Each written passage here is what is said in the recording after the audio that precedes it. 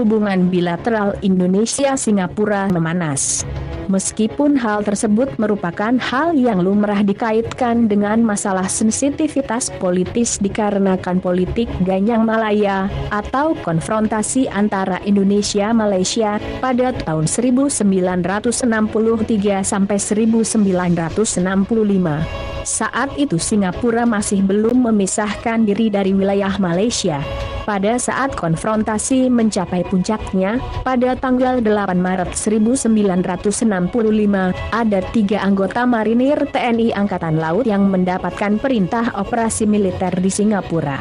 Tujuannya adalah membebaskan Singapura dari neokapitalisme dan imperialisme Inggris.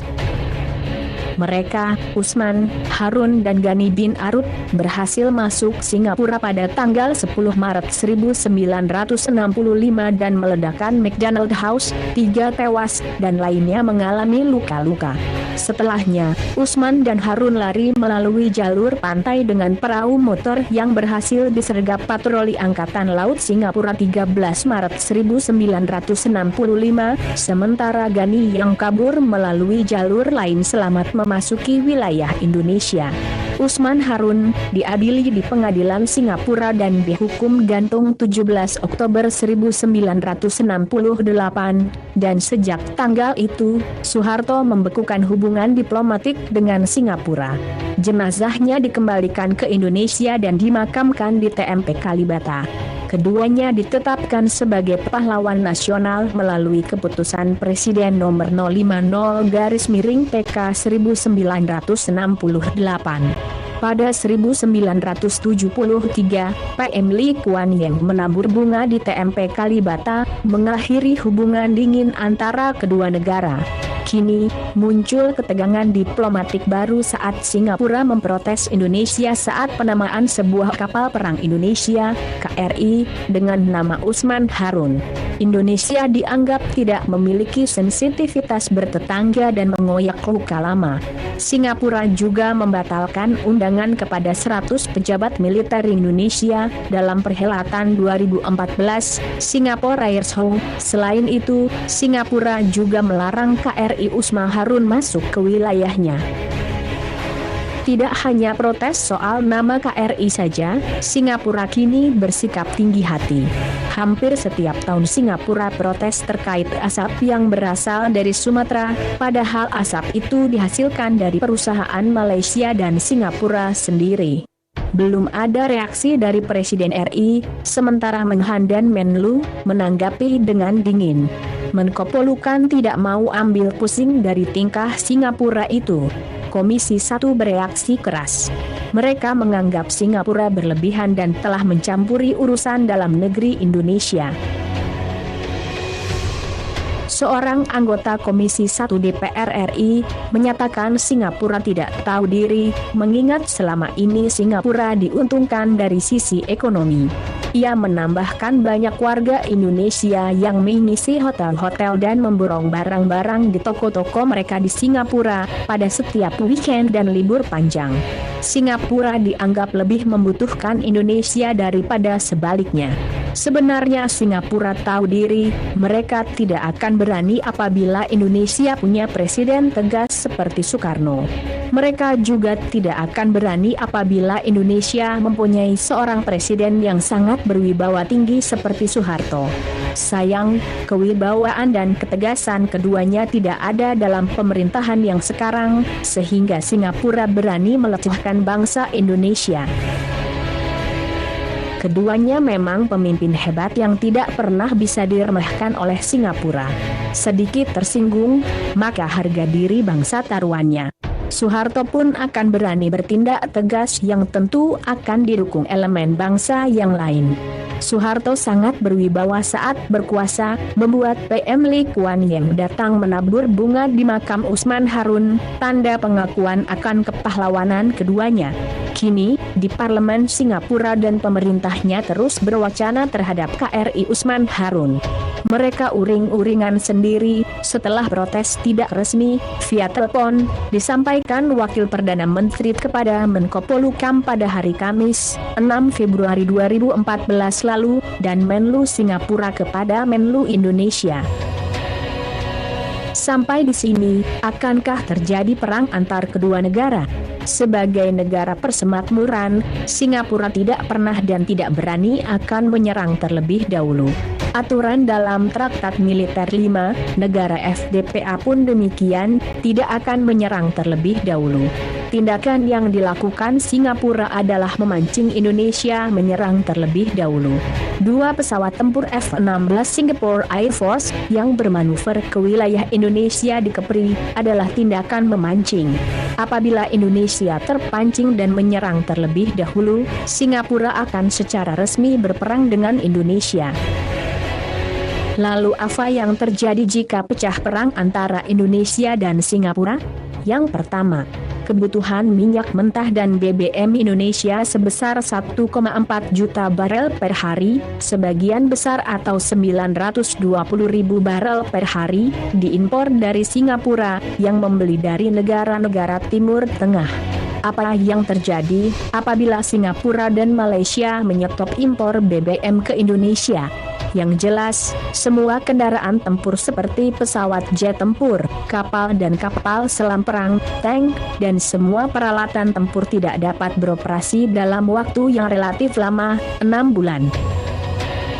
Yang kedua, hutang luar negeri RI dari Singapura sejumlah 47,4 bilion dolar atau terbesar hutang G2G. Nominal itu lebih besar dari AS yang berada di urutan kedua sebesar 38,4 bilion dolar. Hutang besar kepada Singapura ini yang membuat rendahnya harkat dan martabat ekonomi bangsa di mata Singapura. Secara psikologis, membuat negara kecil itu ngelunjak atau underestimating Indonesia. Apabila perang terjadi, Singapura akan meminta Indonesia melunasi hutang seketika itu juga. Sanggupkan Indonesia membayarnya, dan mungkin tidak akan ditanggapi oleh Indonesia.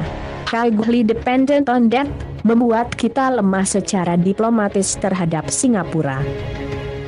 Yang ketiga, menurut informasi intelijen yang sifatnya A1, Singapura adalah pusat data penyadapan di Asia bagi negara barat, khususnya AS sejak tahun 1991 atau 7 tahun penghancuran rezim Orde Baru.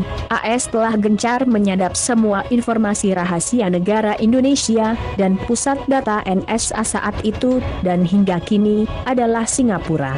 Semua presiden RI dan badan intelijen negara, bahkan sejak Soekarno akan digulingkan CIA telah disadap dengan fasilitasi negara tetangga itu. Simulasi kekuatan militer, sosial, ekonomi, dan pertahanan telah dilakukan ribuan kali. Dengan data-data yang kredibel, Singapura telah memiliki segala data akurat tentang Indonesia yang tidak dimiliki negara lainnya. 4. Sejak 1971 Singapura tergabung di dalam FPDA atau Five Power Defense Arrangement bersama Malaysia, Selandia Baru, Australia, dan Inggris sebagai penjamin utama pertahanan. Dan jika salah satu negara berperang dengan Indonesia, maka 4 negara lain akan membantu peperangan melawan Indonesia. Inggris sebagai induk semang negara persemakmuran automatically akan dibantu sekutu utamanya yang tergabung dalam NATO, yaitu Amerika Serikat. Apalagi AS juga tergabung bersama negara-negara dalam aliansi ANZUS. Berarti Indonesia juga akan dikeroyok oleh AS, Australia dan Selandia Baru. Angkatan Tentara Malaysia adalah negara pertama yang akan bergabung dengan Singapura karena mereka adalah 2 negara persemakmuran yang tergabung dalam FPDA. Amerika yang mempunyai armada militer di sekitar Pasifik telah menempatkan marinirnya 2.000 sampai 3.000 di kota Darwin, Australia, dan pangkalan militer di Diego Garcia, Samudra Hindia. Mereka akan bereaksi apabila terjadi peperangan antara Indonesia-Singapura. Apabila proposal AS disetujui Singapura, dalam waktu singkat, AS juga akan membuat pangkalan militer di Singapura. Dengan gelar kekuatan militer AS di Pasifik, dan rencana pembukaan pangkalan militer baru di Singapura, makin membuat Singapura angkuh. Strategi keroyokan ternyata membuat percaya diri mereka tinggi. Selain itu Singapura mengerti betul kebijakan politik luar negeri kita yang bebas aktif tidak beraliansi dengan negara manapun. Menurut persepsi Singapura, Indonesia akan lemah secara militer, karena tidak ada satupun negara di dunia yang membackup militer Indonesia. Bagaimana dengan Indonesia? Sedangkan kekuatan militer Indonesia mulai tahun 2010 telah berusaha memperkuat persenjataannya agar mencapai standar kekuatan minimum essential force (EMF). Pemerintah Indonesia telah mengalokasikan 156 triliun untuk penyediaan alat utama sistem persenjataan alutsista TNI pada periode EMF. Dalam perbandingan peralatan tempur versi Global Firepower, jauh lebih powerful Indonesia. Di antara 68 negara dengan Singapura di ranking ke-47, sedangkan Indonesia berada di ranking 15 dunia. Akan tetapi AS negara utama pendukung Singapura berada di urutan ke-1 dan Inggris, negara induk persemakmuran berada di urutan ke-5 setelah AS, Rusia, Cina dan India.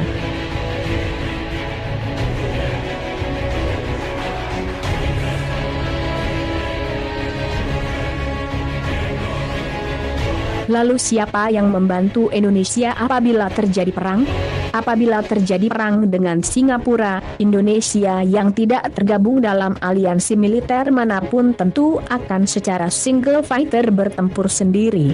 Secara diplomatik tentu akan banyak dibantu negara-negara sahabat lainnya. Politik luar negeri Indonesia di satu sisi menguntungkan karena menjadi negara yang dipandang netral, tetapi di sisi lain merugikan karena tidak berdaya apabila dikeroyok negara lain dalam situasi peperangan. Seorang diplomat Cina yang menyayangkan kedekatan Indonesia dengan AS. Ia memberikan ulasan bahwa loyalitas AS sangat buruk dan semu. Dalam kasus Soeharto, diplomat itu mencontohkan bagaimana loyalnya Soeharto saat itu, tetapi pada akhirnya digulingkan melalui operasi intelijen global, Monetary Crisis. Ia menganggap percuma beraliansi dengan AS dan sekutunya, karena suatu hari pasti akan dibunuh oleh AS. Di lain pihak, ia memuji negaranya Cina dan Rusia karena setia melindungi sekutunya seperti Korea Utara, Suriah, Kuba, Kamboja, Laos, Myanmar dan yang lainnya. Ia juga mencontohkan Presiden Suriah yang berusaha akan digulingkan AS, tetapi dibelah habis-habisan oleh Cina, Rusia, dan Iran yang disebutnya sebagai trio kekuatan nuklir yang berani berhadapan dengan AS beserta sekutunya. Diplomat itu juga menghitung dari 10 negara ASEAN, kini peta aliansi berada pada pengaruh kekuatan 5 berbanding 5, di mana 5 teraliansi kuat, baik secara ekonomi maupun pertahanan kepada AS dan sekutunya, sedangkan 5 sisanya beraliansi secara ekonomi, politik maupun militer dengan Cina. Ia mengklaim Vietnam, Kamboja, Myanmar, Laos sebagai sahabat Cina, dan negara kelima yang mengejutkan adalah Malaysia.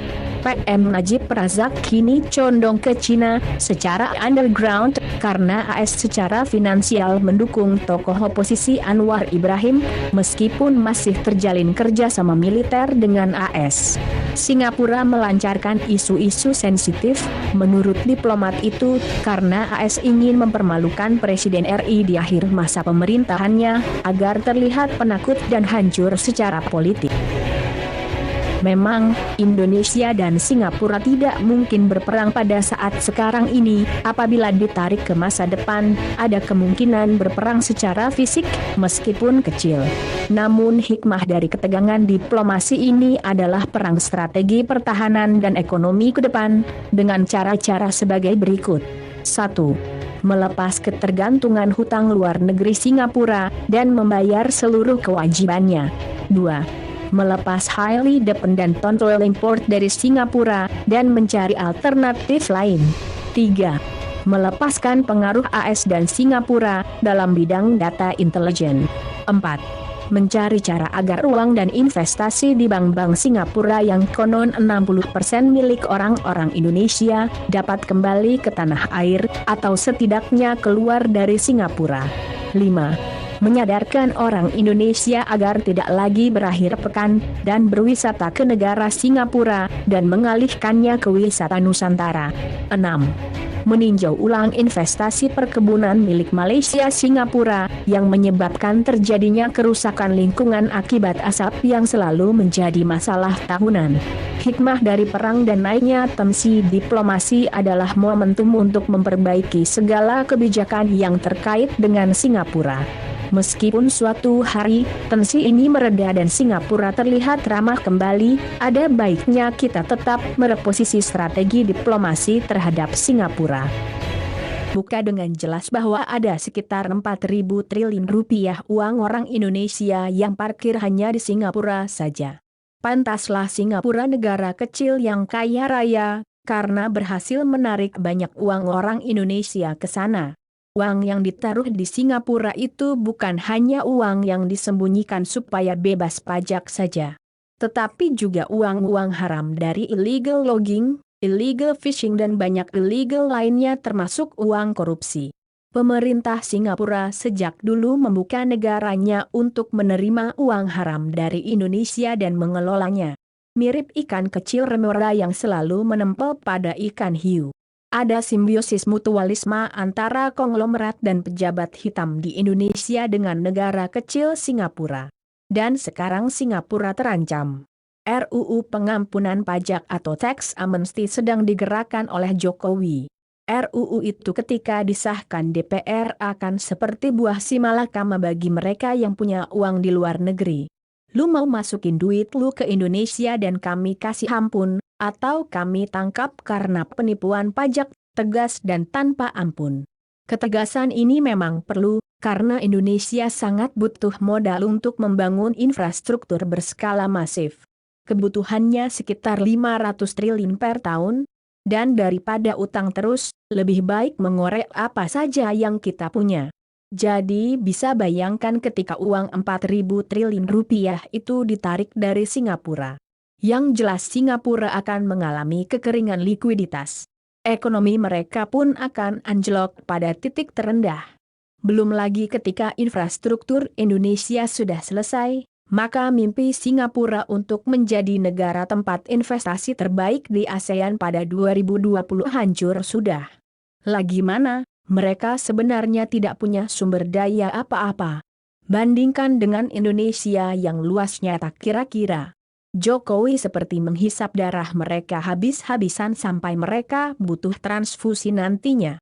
Mereka aktif merayu orang Indonesia yang menyimpan uangnya di sana supaya menjadi warga negara Singapura, dengan segala kemudahan dan fasilitasnya. Nah, ini ujian hebat bagi orang-orang kaya itu. Tetap di Indonesia atau pindah jadi WN Singapura saja. Bodoh sekali kalau mereka mau di sana, Indonesia itu masa depan. Sedangkan Singapura itu sebentar lagi tinggal kenangan. Bukan itu saja. Ada indikasi Singapura pun sedang berusaha melobi DPR supaya tidak mensahkan RUU Tax Amnesty. Mereka juga menyewa LSM yang terus berteriak bahwa UU Tax Amnesty itu akan membuat jalur korupsi baru. Apa saja mereka lakukan, karena memang situasi sedang lampu kuning di sana. Jadi kita mulai paham bahwa pemerintahan Jokowi ini bukan saja mengancam para koruptor, tetapi juga mengancam negara yang selama ini melindungi koruptor. Sudah berapa tahun kita diinjak-injak oleh si kecil buntet yang kaya dengan mengorek-ngorek kelemahan sistem kita. Mungkin sekarang para pejabat Singapura sedang menempelkan foto Jokowi di dinding dan melemparnya dengan anak dua panah kecil sambil menggeram.